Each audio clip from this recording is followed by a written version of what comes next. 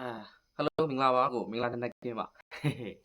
ဟုတ်ကဲ့ပါဆိုတော့အခုဒီပဲနေ့ကတော့အားရပါကောင်းတယ်အခုပဲကျွန်တော်ပွဲပြီးသွားပြီဆိုတော့အ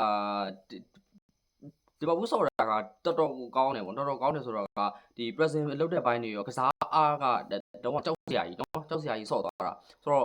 အခုဒါကနန်ဥမြင်လေးချက်လောက်ကိုပြောပြပါဦးဟုတ်ကဲ့ဒီပွဲကတော့တော်တော်ကြီးကိုအားရဖို့ကောင်းတဲ့ပွဲလို့ပြောမှာပေါ့ကျွန်တော်တို့ကမိနစ်တုန်းကအကောင်းဆုံးခြေစွမ်းရတဲ့ပွဲမျိုးပြင်းမြန်တဲ့ပွဲလို့ပဲကျွန်တော်ယူဆတယ်မိနစ်တုန်းကရေးနဲ့ကျွန်တော်တို့ရေးနိုင်တဲ့ပွဲတော့ဒီလိုမျိုးခြေစွမ်းပြနိုင်ခဲ့တာပဲICD ကို0-2နဲ့နိုင်တဲ့ပွဲတော့ဒီလိုခြေစွမ်းပြနိုင်ခဲ့တာအခုလည်းအဲ့ဒီခြေစွမ်းကိုကျွန်တော်တို့ပြင်းမြင်ရတယ်ပေါ့ဒီဘာလို့က present လုပ်တဲ့အချိန်မှာဆိုလို့ရှိရင်လည်းဒီ president နဲ့စီကတော်တော်မြင့်တယ်ဒါပေမဲ့ကဘောလုံးတော်မှာပဲတိတ်ပြီးတော့တိတ်လို့မရဘူးဒီရဲမှာတော်တော်လေးဘောလုံးစကေးကောင်းတဲ့ကစားသမားတွေများတယ်ပေါ့အဲ့လိုများတဲ့ကစားသမားတွေများတဲ့အချိန်မှာတော့ရဲအနေနဲ့ဘောလုံးတဲဖို့တော်တော်ခက်တယ်ဒီဘာက president ကိုမလုပ်တော့ဘဲနဲ့ဒီနောက်ကိုမစ်တော့လို့တော့ထိုင်လိုက်လို့ရှိလို့ရှိရင်ရဲကိုပါအခွင့်အရေးမှာမပေးရအောင်ဆောင်နေတယ်ပေါ့ဒီတိုက်စစ်ကစားတဲ့အချိန်မှာဆိုလို့ရှိရင်အခွင့်အရေးပေါင်းများများကဖန်တီးနိုင်တယ်ဒီစက်ပီတွေကလည်းကျွန်တော်ဒီပွဲမှာပြောခဲ့လို့စက်ပီတွေကလည်းဟိုအခွင့်အရေးရတယ်ပေါ့ဒီကိုလည်းဒီစက်ပီကနေပဲရပါတာပေါ့တကယ်ဆိုလို့ရှိရင်ကိုကလည်းopen play ကလည်း3လောက်တော့ရနိုင်တဲ့ play တွေရှိပါတယ်open play တွေရောဒီနောက်တစ်ခါ fast play တွေရောဒီ pressing ဆိုစတိုင်းကန်တဲ့လိုမျိုးဆိုလို့ရှိရင်ဒါ pressing ကနေပြီးတော့ရတဲ့ခါတွေပေါ့အဲ့လိုမျိုးတွေနဲ့အခွင့်အရေးရတယ်ကိုလည်းရနိုင်တယ်ပေါ့ဘုသမားပြန်မဲ့ဘုသမားတော်တော်ကောင်းသွားလို့သာပဲဒီတကူနဲ့ဂျင်းနေခဲ့ရတာကော့တိုက်ကတော့နော်ကျွန်တော်တို့ဒါရာဇဝင်နဲ့လို့ပဲပြောအောင်ပါပေါ့ကော့တိုက်ကတော်တော်ကောင်းတယ်ဒီပထမပိုင်းမှာဆိုလိုတိုင်းကန်တဲ့အလုံးက6ပြီတော့ထင်တာဘယ်လိုလက်ကထွက်လာလဲမသိဘူးနော်6ကိုမပြန်ထွက်ပြင်ဟို6ကလည်း6ကိုမပြန်112ရဲ့လုံးဆိုလဲ6နဲ့သူဟိုပြေးထွက်လာတဲ့အတိုင်းများလည်းမှန်တယ်ခဏကိုစမ်းထုတ်ပြီးတော့ဒါကြီးအောင်လုပ်တဲ့အနေထားအငယ်ကိုအတက်နိုင်ဆုံးပိတ်လိုက်တဲ့အနေထားလဲကောင်းတယ်နောက်တစ်တကူဒီ area ပြင်ကနေပြီးတော့အဝေးကန်ချက်ဒီ rocket ကိုကန်သေးရဲ့အဲ့ကိုလဲတော်တော်ကောင်းတယ်သူလက်ကဘယ်လိုထွက်လာလဲမသိဘူးဆိုတော့အခုဒီနေ့ပေါ့နော်ကျွန်တော်တို့အသင်းကဒါကျွန်တော်ပွဲချုပ်မှာပြောထားတဲ့အတိုင်းပဲလူစင်းကဒါတထရာတဲ့လူပဲကျွန်တော်ထွက်လာရပေါ့နော်ဒါကက်ဘိုနီးယားမှာကျွန်တော်ဒါ flow ဝင်ကစားတာပဲရှိရပေါ့နော်ဆိုတော့ဒီနေ့ပွဲမှာကျွန်တော်တို့ဒီကစားကဒီ present လုပ်တဲ့နေရာမှာတော်တော်ကိုအမှားယွင်းမရှိတာကိုတွေ့ရတယ်ပေါ့တော်တော်ကိုလည်းဒါကောင်းတယ်ဒီရှေ့ထဲမှာက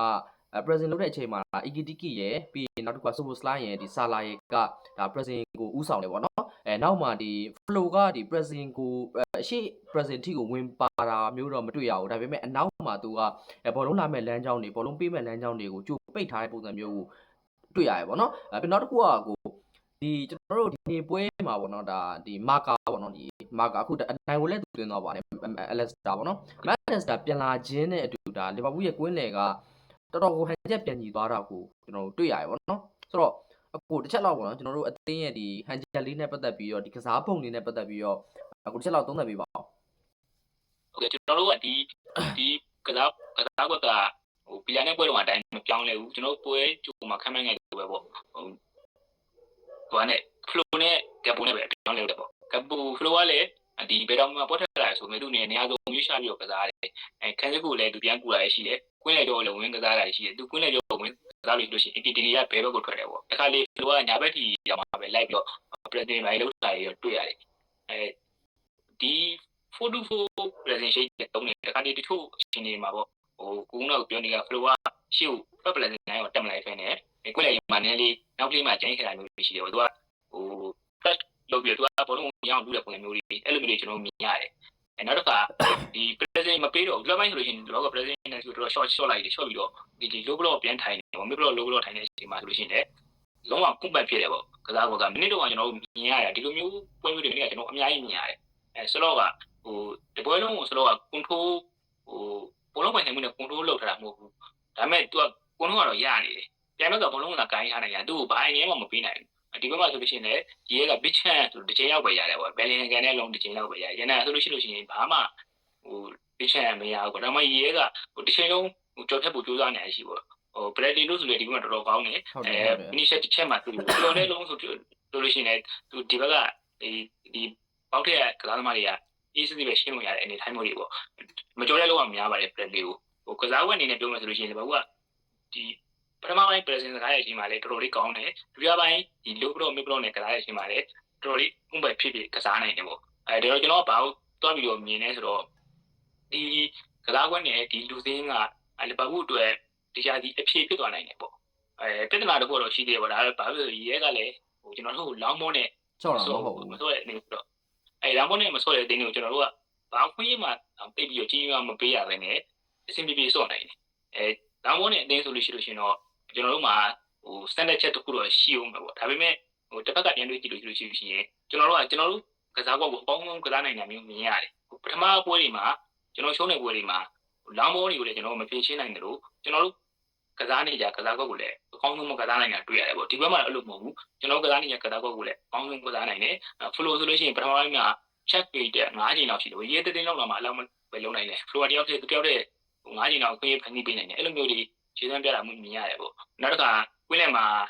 Magalista တော်တော်ကြီးကိုကောင်းတယ်ဟုတ်တယ်သူ့ရဲ့ဒ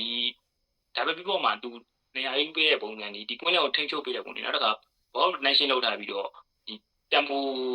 ထိန်းတာတမ်ပိုချတာတွေတမ်ပိုတင်တာတွေကတော်တော်ကြီးသဘောကျကောင်းတယ်သူဒီလိုခြေစမ်းပြန်ရလာတာလေဒီလီဗာပူးကဒီဘီလာတို့ဂျီရဲတို့နိုင်တဲ့ဖြေးလေးဖြစ်တယ်ပေါ့အဲ့လိုကျွန်တော်အဲ့လိုလေယူဆရတယ်သူ့ကြောင့်လည်းဆိုစတိုင်းရောကရန်ဘက်ကိုပို့ပြီးတော့ခြေစမ်းပြတယ်နောက်တစ်ခါတင်းရတယ်ပို့ပြီးတော့ဟန်ကျဲညီလာတယ်ခိုင်းဆိုလို့ရှိရင်ကျွန်တော်ကွင်းထဲမှာဂျူးတွေရှုံးတာရှိတယ်နောက်တစ်ခါဘောဝင်းနေသိမ့်မလုံးနိုင်တဲ့အပိုင်းတွေရှိတော့အခုတော့ဘူးပွဲတွေမှာလည်းအဲ့လိုမဟုတ်ဘူးနှစ်ပွဲစလုံးမှာမက်ကလစ်တာရဲ့ဒီဟန်ချက်ကိုထိန်းထားပေးနိုင်မှုနဲ့အတူဆိုစတိုင်းရောကရန်ဘက်ကိုပို့ပြီးတော့ခြေစမ်းပြနိုင်တယ်ဒီလိုပဲဒီတိုက်စစ်လမ်းကြောင်းတွေကလည်းသူ့ရှီကနေပြီးတော့ဒီဘေးရလုတ်ပေးတဲ့ပုံစံလေးတွေကအစီအပြေတဲ့တက်စစ်မှလည်းအခွင့်အရေးအများကြီးပဲဖန်တီးပေးနိုင်နေတယ်လို့ပဲကျွန်တော်တို့ယူဆရတယ်ပေါ့ဟုတ်ကဲ့ဆိုတော့ကိုဒီနေ့ဆာလာကိုဘာကြောင့်ပြစ်ပယ်လို့မရသေးဘူးလဲဆိုတာကဒါဒီနေ့ပွဲကတက်သေးပဲပေါ့နော်ဆိုတော့ပြီးခဲ့တဲ့ဒီဗီလာနဲ့ပွဲတဲ့ကိုကဆာလာကိုဥတီပြီးတော့ဆော့တယ်အရင်ပုံစံပြောမလို့ဗျာအခုပြောလိုက်သလို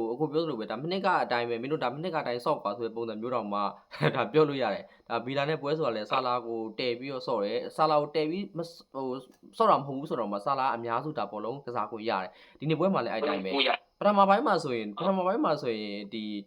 ီကျွန်တော်ထင်တာမမှားဘူးဆိုရင်ဘောလုံးကဒီဘက်ချမ်းမှာပဲရှိနေတာလီဗာပူးကလည်းဆာလာဘက်ချမ်းကပဲဖောက်တယ်အဲ့လိုပဲဒီ Real Madrid ကလည်းဒါ Vinicius Junior ဘက်ချမ်းကပဲဖောက်တာဖြစ်တယ်ဒီလိုတချမ်းဆောင်ကြီးလိုဖြစ်နေသလိုမျိုးတွေ့ရတယ်ပေါ့နော်အထူးသဖြင့်ဒီအကိုပြောသလိုပေါ့ဒီflow ကဒါစားရဲပေါ်မှာဒါဘယ်တောင်မှန်မှာကစားရဲဆိုပေမဲ့ तू ကဒီနေ့ပွဲမှာကလွတ်လပ်ကိုကစားခွင့်ရတာကိုတွေ့ရတယ်အာနီစလော့ကသူ့နောက်မှာဒီ Magalista တို့ဒီ Gravenberch တို့ Soboslai တို့ကိုဒါခံစစ်တာဝန်တွေကိုတေချာပေးထားပြီးတော့ flow ကဒါတိုက်စစ်ကိုတော်တော်လွတ်လပ်ကိုဆော့သွားတာကိုတွေ့ရတယ်သူ့မှာဒါဇုံနေဆိုပြီးတော့ခွဲထားတာမျိုးမတွေ့ရအောင်เนาะသူကဘယ်တောင်မှန်လည်းထွက်တယ်အလဲကျောမှာလည်းထွက်တယ်ညာတောင်မှန်ထိလည်းထွက်ပြီးဆော့တာမျိုးတွေ့ရတယ်เนาะဆိုတော့ဒီဒုတိယပိုင်းမှာကကျွန်တော်တို့ဒါ low block mid block ကိုတစ်ချက်ပြန်ထိုင်ပြီးတော့ဆော့တာကိုတွေ့ရတယ်ဗောနော်အဲ့ဒီအနေထားမှာကျွန်တော်တို့ရဲ့ဒါဝိုင်းပြီးတော့ပြစ်တင်ခြင်းခံနေရတဲ့အများနဲ့ blame ခံနေရတဲ့ဆရာကြီးကိုနာတေးဗောနော်ကိုနာတေးကဒါရိုနယ်ဒီညိုတော့ဝင်ပူးသလားအောင်မရရဲ့တချို့လုံးနေဆိုရင်သူက2ယောက်3ယောက်လောက်ကိုဒါfake လေးပြပြီးတော့သူက progressive carry လေးတောင်လောက်တာကိုတွေ့ရတယ်နော်ဆိုတော့ဒီနေ့ပွဲမှာဒါခံစစ်ကောင်းမှုနဲ့တူကျွန်တော်ချီးကျူးရမယ့်ကစားသမားတွေအများကြီးပဲဥပမာဒါ Bradley ဆိုလဲကျွန်တော်တို့ဒါ Vinicius Junior ကိုသူအတက်နိုင်ဆုံးသူအကောင်းဆုံးသူထိန်းသွားရယ်ပေါ့နော်အဲ့လိုပဲကိုနာတေးကနောက်တန်းမှာ Van Dijk နဲ့အတူ area တွေမှာဆိုရင်ဒါလှည့်ကြည့်စရာတော့မလိုကျွန်တော်တို့ area တွေမှာဆိုဒါတော့အောင်လှည့်ကြည့်စရာမလိုရီကလည်းဒီမြင်ဘောတွေကိုတိတ်မစော့တက်တာလည်းပါကောင်းပါမှာပေါ့နော်ဆိုတော့နောက်တန်းမှာဒီခြေစွမ်းပြခဲ့တဲ့အထူးသဖြင့်ပေါ့နော်ဒါ Bradley တို့ပြီးသွားရင်ဒီ Konate တို့ပြီးသွားရင်ကျွန်တော် Melio ခံဒါ Robertson ပေါ့နော်ဒါနောက်တန်းလေးကိုလည်းတစ်ချက်လောက်ကိုဒါချီမူကန်လေးဖွင့်ပေးပါနောက်တန်းတော့ဒီပွဲမှာအကုန်လုံးကောင်းတယ်လို့ပြောလို့ရတယ်ပေါ့ကျွန်တော်တို့ကဒီယုံကြည်စိတ်ချအဆုံးအတင်းကောင်းတော့ Van Dijk ကတော့မှပဲတိတ်မကောင်းလို့ပြောလို့ရတယ်ရှင်နဲ့ကစားမတုံးကအဲ့လောက်ကိုပိုးပြီးတော့ကောင်းတယ်ဗျ။ဗန်ဒိုက်ကတော့အမြဲတမ်းဒီကကောင်းပါတယ်ဒါပေမဲ့ဗန်ဒိုက်တော့ကိုကျန်တဲ့3ယောက်ကပိုးကောင်းပြီဆိုလေဒီနောက်တန်းကတော်တော်ကြီးကောင်းတယ်လို့ကျွန်တော်ပြောလို့ရတယ်။ပလက်တေဆိုလို့ရှိရင်ဘီနီရှက်ကိုသူကဘီနီရှက်ကိုကြော်တဲ့ဟာသူ့ကိုဘီနီရှက်ကကြော်တဲ့ဟာပုံများနေလို့ကျွန်တော်တင်ပွဲထဲမှာကြည့်ရတယ်။တောက်လျှောက်ဒီတိုက်စုပ်ကိုလိုက်တာလည်းကောင်းတယ်နောက်တစ်ခါ ကျွန်တော်တော့ပဲ group ထဲမှာပြောပြသေးတယ်အာနိုးလာကြည့်လို့လားမသိဘူးလို့အာနိုးပေးတဲ့ပုံစံမျိုးတွေပေးတယ်တော်တော်များတယ်လို့ဒီနိုင်ဝင်တဲ့ဘက်တွေလည်းသူရှယ်မြင်ရတယ်အဲ့တော့ကဒီဆာလာကဒီ time တဲ့ကိုဆွဲခေါ်လာလို့ရှိရင်သူအဲ့ဒီ hash page တွေကနေပြီးတော့ဒီ AKTK ရှိုးတန်းပြီးထိုးပေးရတယ် flow ရှိုးတန်းထိုးပေးရတယ်မျိုးတွေမြင်ရတယ်ပေါ့အဲ့လိုမျိုးတွေမြင်ရတော့ black တွေက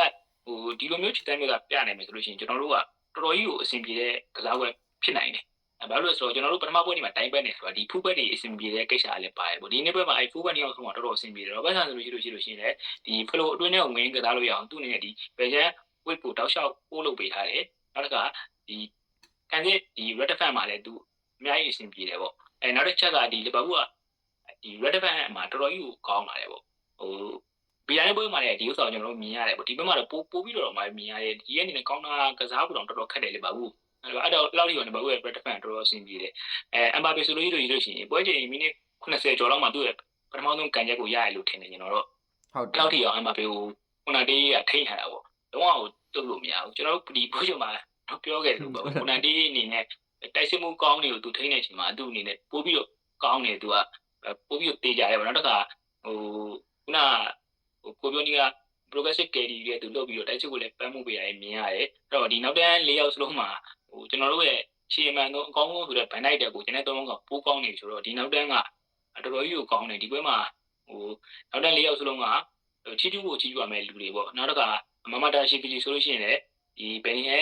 ့မထင်မဲ့တဲ့ကန်ချက်ကိုကာဝဲတော့မထင်မဲ့တဲ့ကန်ချက်တော့မဟုတ်ဘူးဘယ်လင်ရဲ့တလုံးခွင်းရတယ်အဲ့အချက်ခွင်းကိုတခြားလေးသူကာဝဲနိုင်ခဲ့တော့ဒါလည်းမမတာရှိပီကိုချီတူရမယ်ပေါ့တကယ်လို့အဲ့ကိုမျိုးပေးလိုက်ရမယ်ဆိုလို့ရှိရင်ကျွန်တော်တို့ကတော်တော်အနည်းအများဆိုရရှင်နေရောက်သွားနိုင်တယ်ဘယ်တော့ပဲဖိကန်ဥဆောင်မှုပေးလိုက်လို့ရှိရင်ဘုံနဲ့တိုင်းပတ်သွားနိုင်တယ်ပေါ့အဲ့လိုမျိုးချိန်ဒီမှာသူကာဝဲနိုင်တဲ့အတွက်သူ့လည်းကျွန်တော်တို့ကချီတူရမယ်ဒီတော့ကျွန်တော်တို့ကခန်းစစ်တန်းတန်းလုံးပေါ့ကိုသမားအပောင်ဝင်ဒီဘက်ကတော်တော်လေးကိုကောင်းတယ်လို့ကျွန်တော်ယူဆတယ်တကယ်လည်းကောင်းနေတယ်ဘုံလုံးလည်းဒါကိုလက်ခံမယ်လို့ကျွန်တော်ထင်တယ်ဟုတ်ကဲ့ဟုတ်ဆိုတော့ဒီနေ့ပွဲမှာကိုဒီအကိုပွဲချုပ်မှာပြောခဲ့တဲ့အတိုင်းပဲဒီReal Madrid ကကွင်းလယ်ကိုအသာစီးယူဖို့ဆိုပြီးတော့ဒါကွင်းလယ်၄ယောက်နဲ့ပေါ်ထွက်လာတယ်အထူးသဖြင့်ဒါ Chouamani ရဲ့ပြီးနောက်တစ်ခုကဒါ Camavinga ရဲ့ Bellingham ရဲ့အတားကိုလာရဲ့ပေါ့နော်ဒီ၄ယောက်နဲ့ပေါ်ထွက်လာတယ်အဲ့ဒါကိုလီဗာပူးကတကွက်ပြန်ပြလိုက်တာကကျွန်တော်အမြင်ကဒီflow ကိုကွင်းလယ်တွေကိုဆွဲထည့်ပြီးတော့ကွင်းလယ်ကဒီ 4v4 ပုံစံမျိုးကိုကစားတာကိုတွေ့ရတယ်ပေါ့နော်အဲ့အပြင်ကိုဒီတခါလေကြာရင်ဒီ EKTK တို့ကဒီ EKTK ပါဆင်းလာတဲ့ EKTK ကဒီနေ့တော်တော်အလုပ်လုပ်တယ်လို့ကျွန်တော်ပြောလို့ရတယ်နော်တော်တော်လုပ်တယ်EKTK ကဒါဒါတိုက်စစ်မှုတယောက်ဆိုပြီးတော့ဒီဘောက်ထဲမှာပဲစောင့်နေရမျိုးဘောလုံးပဲစောင့်နေရမျိုးအဲ့မျိုးတွေမဟုတ်ဘူးသူနောက်ထိဒီ draw တွေလည်းလုပ်တယ်လိုအပ်သလိုဒီတောင်မန်တွေကိုလည်းထွက်တယ်ပြီးရင်အသင်းပေါ်ရင်းနဲ့ချိတ်ဆက်တဲ့ကစားပုံတွေကလည်းတော်တော်ကိုဒါစောင့်နေကြအောင်ကောင်းတယ်ပေါ့နော်ဆိုတော့ကိုဒါဒီနေ့ပွဲရဲ့ဒါ EKTK နဲ့ဒီထားပါတော့ Florian VS တို့ဒီဆာလာဦးနဲ့တွဲတဲ့အဖက်လေးတွေကဒါနောက်လာမယ့်ပွဲတွေမှာကျွန်တော်တော်တော်စောင့်ကြည့်ချင်စရာကောင်းတယ်ပေါ့နော်ဒီပေါ်မှာအခုအမြင်လေးဘယ်လိုရှိလဲဗျာကိုဟုတ်ကဲ့ဒီနေ့အဲ့တိုက်စစ်ပိုင်းကလည်းတော်တော်လေးကိုအဆင်ပြေလို့ပြောလို့ရတယ်အဲ့EKTK ကကိုတိုက်စစ်ပိုင်းမှာပေါ့သူ့အနေနဲ့ကျွန်တော်တို့တက်ပြီးတော့လုံးမပြနိုင်ဘူးလို့ထင်ရတဲ့ EKTK တောင်မှပဲဒီပွဲမှာအချက်လက်တွေရတော့အရင်တော့များမှာမဟုတ်ဘူးသူ့ရဲ့ကျွန်တော်ဒီမျိုးလုံးနဲ့မြင်တွေ့ရတဲ့ကစားပွဲဆိုတော့တော်ကြီးကိုအဆင်ပြေတယ်ဒုတိယပိုင်းမှာလည်းဘာလို့ကဒီ whole play ပေါ့သူ့ရှိကိုဘလုံးတန်းတင်ပြီးသူပြစ်လုပ်ပြီးတော့ပြန်မဲ့တွဲပြီးတော့ကိုယ့်ရဲ့ကစားသမားတွဲပြီးတော့ကစားတာနောက်တစ်ခါပြန်မဲ့ကသူ့အတင်းလိုက်ပြီးတော့ဖိတဲ့အချိန်မှာဖောင်းယူတာပဲဆိုတော်တော်လေးကောင်းတယ်ပေါ့အဲ့လိုပဲဒီဒုတိယပိုင်းဆက်လိုက်ခြင်းEKTK နှစ်ချိန်လောက်ကောင်းတိုက်တာရဲ့တော်တော်ကောင်းတယ်နောက်တစ်ခါသူဒီ trolley လုပ်ပြီးတော့ဒီပြန်မဲ့ကိုဆွဲခေါ်လာတဲ့အချိန်မှာရဲရဲ့ဒီနောက်ကျောအဲ့ဒီ space တွေကိုလေဘာဘူးကတော်တော်လေးတုံးချဖို့အခွင့်အရေးရတယ်ပေါ့အဲ့ဒီအခါနဲ့ဒီဒုတိယပိုင်းမှာကောင်းတာနေပြီးအခွင့်အရေးရတယ်တော်တော်များတယ်ဒါမဲ့ခုနကလိုကော့တက်တော်တော်ကောင်းပါလို့ပဲအဆင်မပြေတော့ဘူးကပိုတွင်းတဲ့လုံးမျိုးတွေနောက်တစ်ခါစာလာကန်တာကိုမီလီတောင်ဘလော့ပါတွေပါဆိုလို့ရှိရင်တော်တော်နှငါ့ဖို့ကောင်းတယ်တကယ်အဲ့ဒီလုံးမျိုးတွေကကိုတင်တဲ့လုံးတွေတိုက်စစ်အချိတ်ဆက်ကတော့တော်တော်ကြီးကိုအဆင်ပြေလို့ပြောလို့ရတယ်ဒီပွဲမှာအဲ့ဒါကလည်းEKTK ကျွန်တော်EKTK ကိုဘလုံးနေခမားပိုင်းရဲ့လို့ black day ပေးတဲ့ဘလုံးနေမြင်တော့ EKTK နေရာမှာဆိုလို့ရှိရင် ESET နဲ့အဆင်ပြေနိုင်တယ်လို့ကျွန်တော်ယူဆရတယ်ပေါ့အဲ့လိုမျိုးကစားရမယ်ဆိုလို့ရှိရင်ပေါ့အဲ့တော့ ESET ကအဲ့လိုမျိုး line ကြားထဲမှာဘလုံးဆင်းယူတာ ESET ကကောင်းတယ်ဒါပေမဲ့ ESET ကတော့ EKTK လောက်တော့ဒီ play လောက်ထားတယ်နောက်တစ်ခါပေါ့အရင်ဒီကန်စုကိုကူးပေးတာတွေတော့မကောင်းဘူးပေါ့ ဒါပေမဲ့ EKT ကတော့အဲ့ဒီအပိုင်းဒီမှာတော်တော်ကောင်းတယ်ဒါပေမဲ့ EKT မှာတစ်ခုအားနေတာကဟိုဒီကိုတွင်းတဲ့အပိုင်းရောနည်းနည်းအားနေတယ်ကျွန်တော်ယူဆရတယ်ပေါ့ဒါကတော့သူ flat ဘက်မှာလည်းနည်းနည်းလေးလို့ကိုတွင်းသိမတေးကြဘူးပေါ့သူ့ရဲ့ဒီကိုတွင်းရဲ့ HG ကိုသူအနာပါဖောင်းဖြစ်နေတာများတယ်ပေါ့လေဘာမှသူနည်းနည်းလေးဒီကိုတွင်းတဲ့အပိုင်းတော့ပို့ပြီးတော့တိုးတက်လာတယ်သူ့ရှိရဲ့ဘိုးတွေကျွန်တော်မြင်ရတယ်ပေါ့ဒါပေမဲ့သူ့ရဲ့ကိုတွင်းနဲ့အပိုင်းကကျွန်တော် X7 လောက်တော့ယုံကြည်စရာမရှိဘူးပေါ့ဒါပေမဲ့ကျန်တဲ့ဘိုင်းတွေကိုတော့မှတော့ X7 တဲ့တော်တော်လေးကိုတားနေတယ်ပေါ့အဲ့ဒါကကျွန်တော်တို့ဒီယာဒီအတွက်ဒီ EKTK ကိုရလိုက်တဲ့ဟာလည်းတော်တော်ကြီးကိုအဆင်ပြေတယ်ဒီလက်ရှိကစားသမားတွေထဲမှာသူကအကောင်းဆုံးခွင့်မှုလို့တော့ဖြစ်နေတယ်ပေါ့လေဒါပေမဲ့လည်း flow ကတော့နောက်ပိုင်းညလို့ရှိရင်ကျွန်တော်ပိုးအဆင်ပြေလာမယ်လို့ထင်တယ်ဘလို့ဒီမန်ဂျီရဲ့ဘက်မှာဆိုလို့ရှိရင်လည်းflow ပဲဖြစ်ဖြစ်ကပိုးပဲဖြစ်ဒီနေရာကတော်တော်လေးအဆင်ပြေသွားတယ်ကပိုးဝင်လာတဲ့အချိန်မှာကျွန်တော်ကစားဖို့ပြတ်မသွားဘူးပေါ့အဆင်ပြေတယ်တိုက်စစ်ပိုင်းကကပိုးလည်းဒီသူဒီဟိုးဝက်လုပ်ပြီးတော့ပြန်မနေတယ်ပြန်တော့ကိုကစားသမားနဲ့ပြန်တွေ့လာရပါတယ်တော်တော်အဆင်ပြေတယ်လေအဲ့တော့ဒီနေရာမှာကပိုးပဲဖြစ်ဖြစ် flow ပဲဖြစ်ဖြစ်အဆင်ပြေမယ်လို့ကျွန်တော်ယူဆရတယ်အဲ့ဒါကစာဒီလိုပဲစာလောက်ကိုပဲဥတီပြီးတော့ကစားစာလောက်ကနေပြီးတော့ဒီနောက်ကိုပြန်ပြီးတော့တွဲတယ်ပြီးလို့ရှိရင်အဲ့ဒီတွဲတဲ့ဘောလုံးတွေကိုဒီဘောလုံးအနေနဲ့ဒီပြန်မဲ့ခန်းလေးနောက်ကျောကိုကြောချတာတွေနောက် line တစ် line ကျောကိုကြောချတာမျိုးတွေအဲ့လိုမျိုးတွေနဲ့ကစားလို့ရှိလို့ရှိရင်ဘောတိုက်စစ်ကမနစ်ကလိုပဲကောင်းလာမယ်လို့ကျွန်တော်ယူဆရတယ်